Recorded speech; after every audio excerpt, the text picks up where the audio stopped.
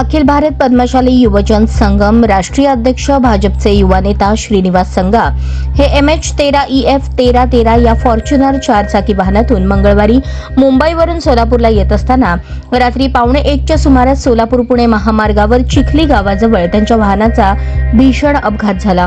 हा अपघात एवढा भयानक होता की 4 वाहनाचा चेंदामेंदा झाला आहे। सुदैवाने या अपघातात कोणतीही जीवितहानी झाली नाही। भाजपचे युवा नेते श्रीनिवास संगा हे किरकोळ जखमी झाले आहेत। एवढेच नव्हे तर त्याच ठिकाणी त्याच वेळी स्विफ्ट डिझायर या वाहनाचा सुद्धा अपघात झाला। सुदैवाने त्या अपघातातही कोणतीही जीवितहानी झाली नाही।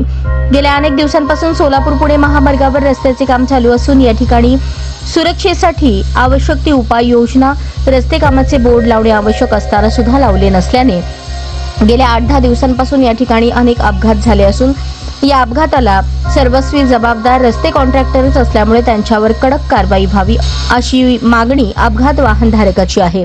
एकीकडे केंद्र सरकार रस्ते अपघात कमी करण्यासाठी कोट्यवधी निधी खर्च करून उपाययोजना जनजागृती करत असताना मात्र दुसरीकडे रस्ते कॉन्ट्रॅक्टरच्या हलगर्जीपणामुळे अपघाताचे सत्र सुरूच आहे।